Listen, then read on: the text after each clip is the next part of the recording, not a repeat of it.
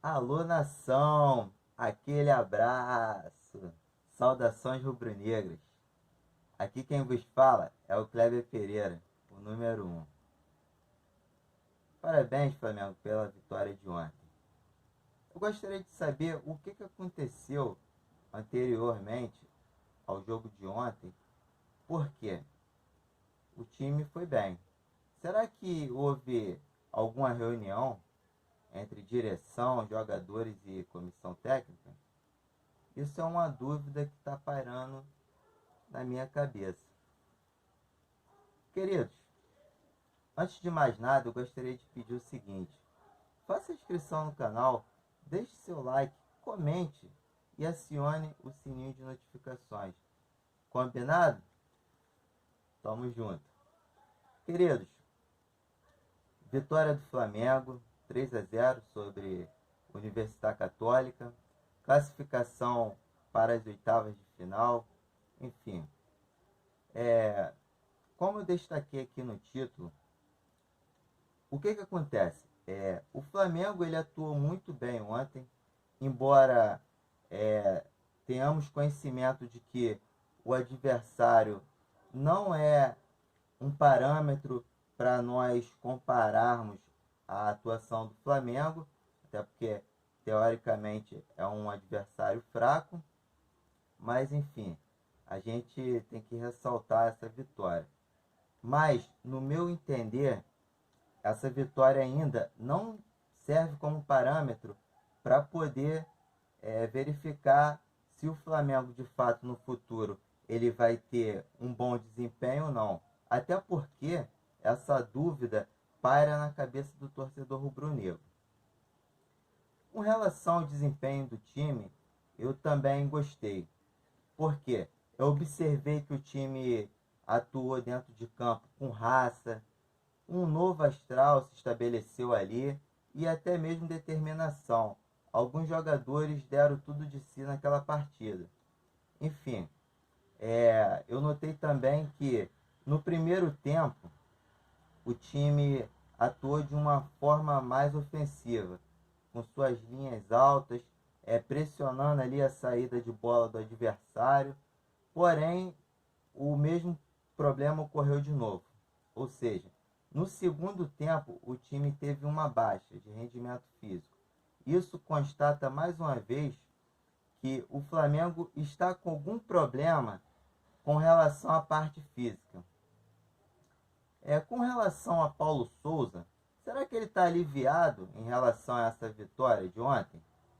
Tendo em vista essa polêmica toda com Diego Alves, no qual esse chegou até o Spindle para reclamar de que não está jogando e Paulo Souza não fica satisfeito com tal situação.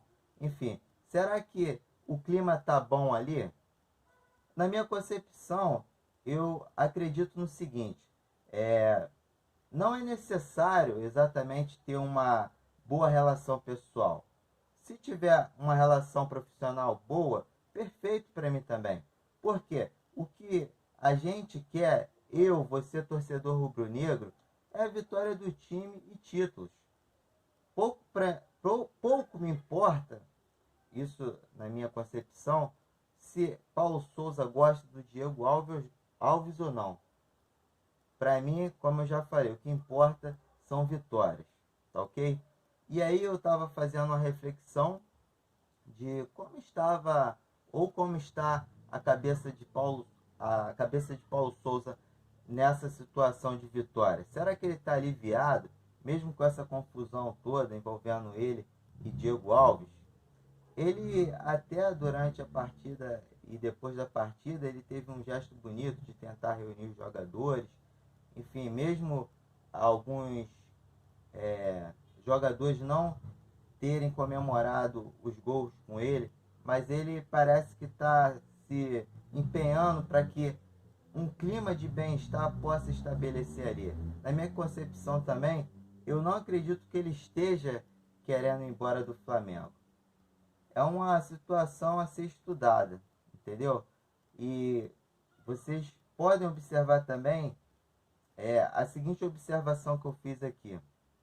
o Diego Alves, ele tem uma relação muito boa com aqueles jogadores que, por exemplo, ganharam a Libertadores. Será que esse grupo está fazendo uma certa oposição a Paulo Souza? Fica aqui a dúvida no ar. Gostaria, inclusive, de que vocês comentassem isso aí, tá ok? Enfim, por outro lado, Jorge Jesus segue para Istambul, ainda essa semana, e vai conversar com os dirigentes do Fenerbahçe sobre essa possível contratação ou no caso de assinar o contrato.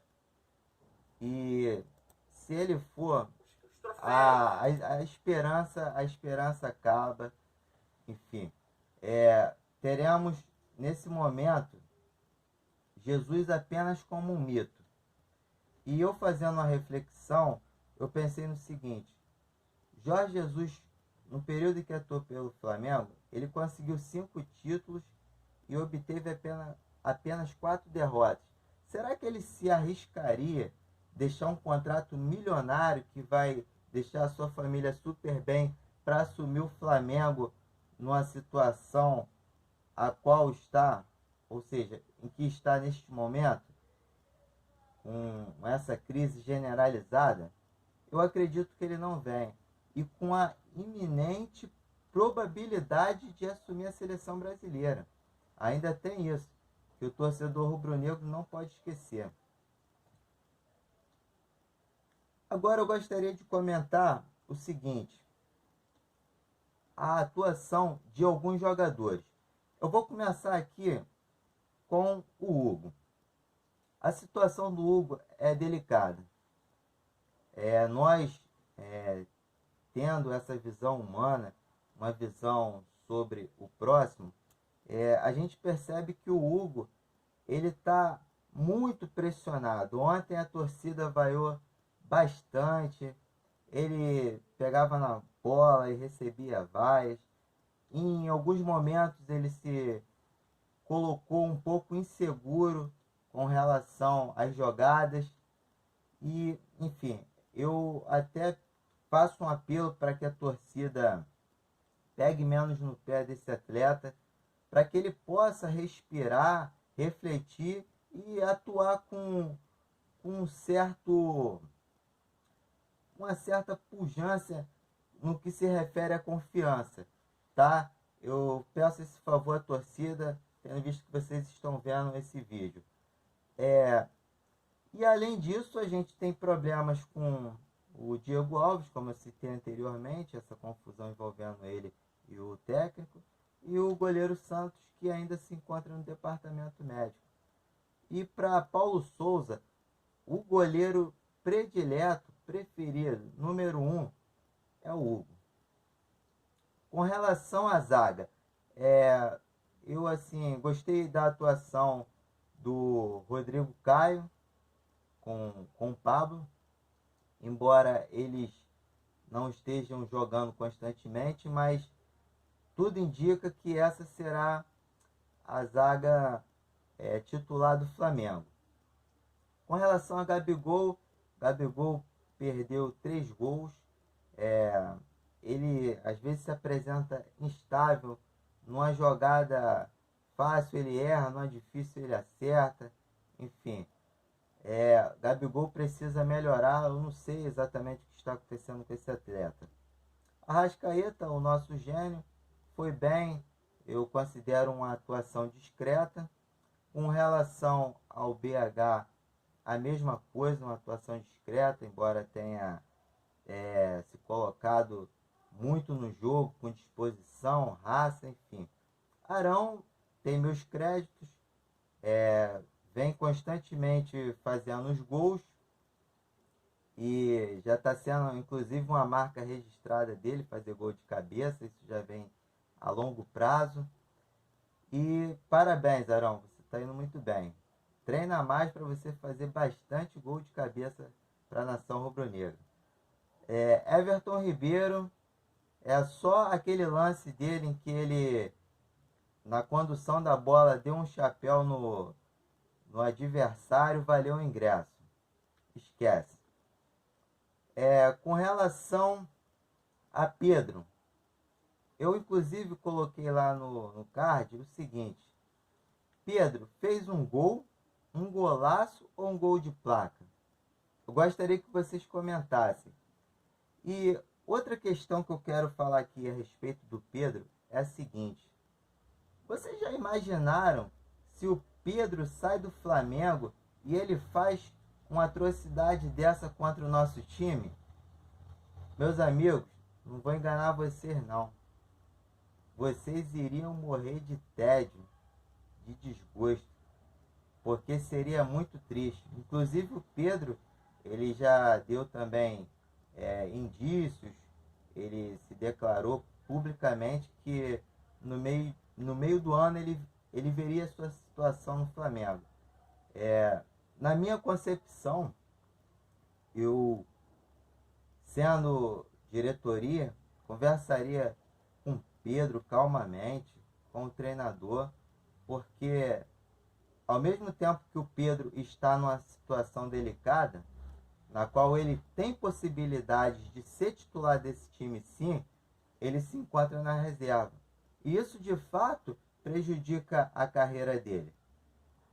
Quando um determinado jogador falou que isso prejudica a carreira dele, naquele contexto eu concordei, porque ele poderia estar em outro time, sendo titular, brilhando, inclusive brigando por vaga na seleção brasileira, que irá disputar a Copa este ano.